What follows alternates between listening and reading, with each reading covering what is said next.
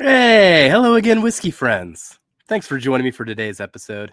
And if this is your first time here, hey, why don't you stick around? See if you like the vibe, like what we're doing here, like the review format. Maybe you learned something. In today's episode, I got a rye to discuss, and it is the Peerless Double Oak Rye. Now, before we even get into this, I was a huge fan of the Double Oak Bourbon. I've also got a single barrel version of the Double Oak Bourbon that I adore quite a bit. I am not falling on the right side of the fence of this one though. Let's discuss it. Let me tell you where I've got some qualms with it, and we'll break it down together. Thanks for joining, everybody. Let's kick off the show.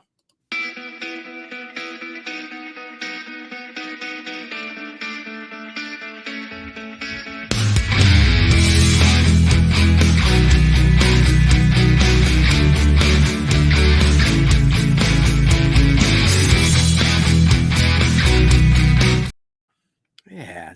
So for today's review, as I said off the top, this is the Double Oak Peerless Rye, a brand new release. This one just dropped.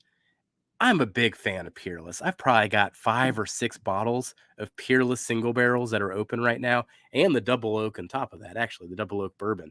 Oh, and I got this one too, so 7. I mean, I have been really into Peerless. Now, I did take a little bit of a step back when I went into the liquor barn and found this because it was 115 bucks. I was like, "Ooh, 2023 goals, just supposed to get more selective about his purchases," but I really wanted it. They also happened to have the rum finished bourbon at the same time. That one was 125 bucks. And I just stared at both those bottles and I was like, all right, I can only get one. So, hey, 2023 goals, selective Jeff. So far, so good. Made one good decision so far this year, or one responsible decision, I should say. I don't know if it was a good decision.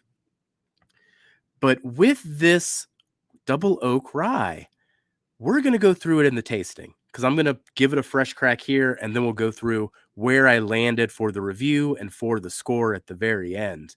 But geez, am I all over the place on this one and a bit surprised by my reaction.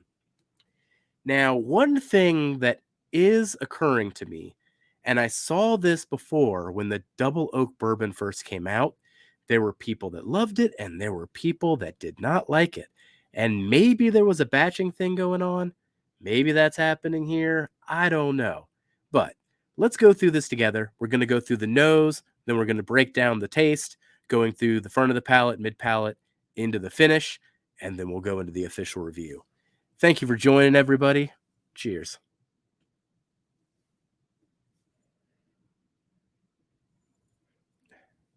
So, giving this a fresh crack on the nose here,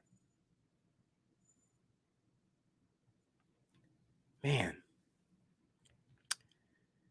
one thing that comes to mind, it is a unique flavor, I guess. It would be a toasted coconut macaroon. That is what this reminds me of. But man, I don't get a whole lot else around this thing. I could reach for some red fruits, maybe a raspberry, but man, I'd have to go pretty in the distant to get that. And that's one of the first things that really surprised me off of this. When I go back to any of the toasted MGP ryes as an example, man, they get kind of intense. This one's got just subtlety to it, and more subtle than I'm used to with their typical ryes. All right, so that's the nose there, and that's one surprising aspect. Now let's get into the taste.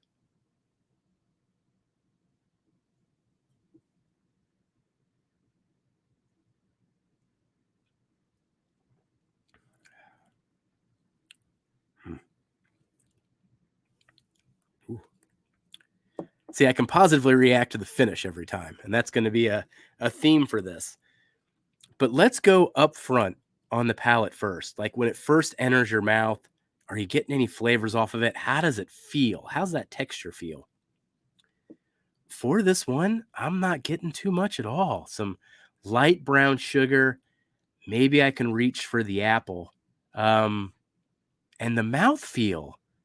is a bit thinner than I'm used to for something that's double oaked as well. Double oaked usually means it's nice and it's oily and it's viscous and it's getting a lot of that from that second barrel.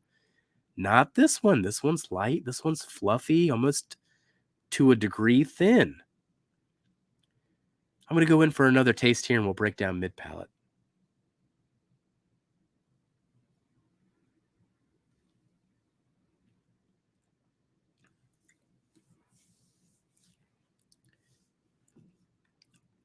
So things do escalate as we get into mid palate. I get a very, very nice orange note. It's paired with a vanilla note, kind of getting me a dreamsicle kind of a quality to it. The vanilla probably starts outshining that orange a little bit. There's a little bit of spice there, but it really doesn't ramp up until the finish.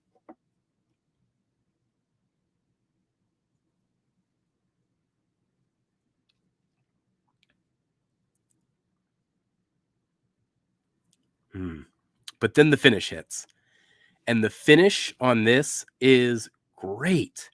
That's the strangest thing about it. So at least it leaves you with a smile on your face. But everything else up to that point is perplexing. The nose, the mid palate, the front of the palate just doesn't give me as much as I would think. But the finish, man, the cinnamon really ramps up on the finish, and it comes with some stewed apples that are very good. There are some red fruits that are appearing there too, maybe even some chocolate with that. So, some chocolate covered fruits. I'm going to go in for another sip.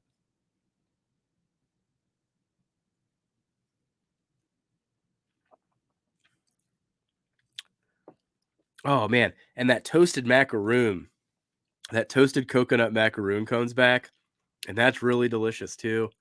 So that's like my perplexion on this thing, right? Like you can see the smile that it leaves on my face off the finish. But to get there every step of the way, I'm like, ah, this isn't doing what I know Peerless can do. So let's now get into the score.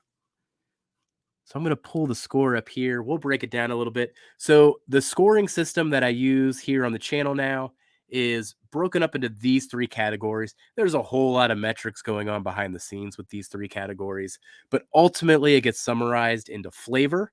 That's worth 40% of the score. Just how enjoyable it is on the nose, mid palate, finish, front of the palate, all the way through the experience. Do you like the flavors? Then there's an experience score. That's worth 50% of the experience. That's going to get into the complexity of the whiskey, the mouthfeel of the whiskey, the balance of the whiskey, the length of the finish, and then value. Value has to come into play in this. It's worth 10%. So it can't move the needle too much, but it is important and it can cost quite a bit of points depending on if that value is good or not. So ultimately, we had a flavor score of a 70, an experience score of a 66, and a value score of a 40 for a total score of a 65. So if you went to the metrics behind the scenes, though, what you would see is a lot of these points that it did get came from the finish. I gave eights to both the length of the finish and the flavor of the finish. I thought it was great. But everything else before then was just filled with sixes and sevens, just across the board. Just it just wasn't giving me enough. I was surprised at what it was getting. It just didn't have enough oomph to it for some reason. So then when it comes to a recommend, doing this on a scale of 0 to 10, I'm only giving this one a 3. If you're a big fan of Peerless, maybe don't take my word for it. Go make up your own mind. Go get that bottle. But man, those about be the only people that I would recommend this to, especially at the price of $115. I think that's the thing that really stung this particular bottle is it is a costly bottle. And if you're spending over $100 on a rye or a bourbon, you really need it to be a great whiskey. So do I plan to buy another? I put maybe on this. I am hedging my bet. I want to hear what other people think, especially if they're getting different batches than me. I remember that with the double oak bourbon when it first dropped. There were a bunch of people doing reviews and they were like, this isn't as good as I thought it was going to be. And then I got my bottle and I was like, this thing is awesome. What are these people talking about? And the more people just started talking about it, be like, wait, there's different batches going around, there's different proofs going around. Maybe something else is going on with that with the batching. So I'm not going to write them off. I'm too big of a fan of Peerless. So I'm going to put a maybe here. I'm going to listen to other people. Maybe it turns the corner with the future batch and it'll be worth getting into. But for now, man, quite skeptical about it. And I'm really hoping that they do turn the corner on it. Well, that concludes today's review. Let me know what you think in the comments if you've already had it. And let me know what notes you're getting too. What did you get off the nose? What were you getting off the front of the palate?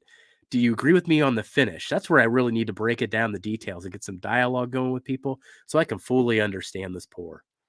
Well, thanks for joining me today, whiskey friends. I'll catch you later. Bye, everybody.